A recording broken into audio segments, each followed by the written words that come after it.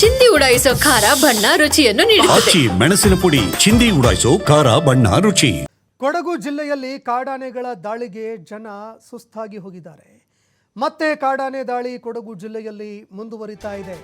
ಚಲಿಸುತ್ತಿದ್ದ auto ಮೇಲೆ ಒಂದು ಕಾಡಾನೆ ದಾಳಿ ನಡೆಸಿದೆ. ಆನೆ ದಾಳಿಯಲ್ಲಿ ಚಾಲಕ ಪ್ರಾಣಾಪಾಯದಿಂದ ಕೂದಲೆಳೆ ಅಂತರದಲ್ಲಿ ಪಾರಾಗಿದ್ದಾನೆ. ಆಟೋದಲ್ಲಿ ಇದ್ದಂತಹ ಪ್ರಯಾಣಿಕರಿಗೆ ಗಂಭೀರವಾಗಿ ಗಾಯಗಳಾಗಿದೆ. ವಿರಾಜಪೇಟೆ ತಾಲೂಕಿನ ಅಮ್ಮತಿ ಸಮೀಪ ಇಂಜಿಲಗೆರೆ ಬಳಿಯಲ್ಲಿ ನಡೆದಿರುವಂತಹ ಘಟನೆ ಇದು. ಕಾಫಿ ತೋಟದಿಂದ ರಸ್ತೆಗೆ ಬಂದು ಆಟೋ ಮೇಲೆ ದಾಳಿ ಮಾಡಿದೆ. ಕಾಫಿ ತೋಟದಲ್ಲಿ ಇತ್ತು ಆನೆ.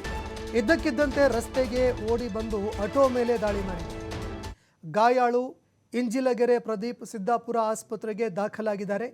ವನ್ಯಜೀವಿ ಮಂಡಳಿ ಸದಸ್ಯ ಸಂಕೇತ್ ಪೂವಯ್ಯ ಆಸ್ಪತ್ರೆಗೆ ಭೇಟಿ ಕೊಟ್ಟು ಕಾಡಾನೆ ಹಾವಳಿಗಳನ್ನು ತಡೆಗಟ್ಟುವಂತೆ ಸ್ಥಳೀಯರು ಇದೇ ಸಂದರ್ಭದಲ್ಲಿ ಅವರಿಗೆ ಒತ್ತಾಯ ಕೂಡ ಮಾಡಿದ್ರು. ನಿರಂತರವಾಗಿ ಆನೆಗಳ ದಾಳಿ ನಡೀತಾ ಇದೆ.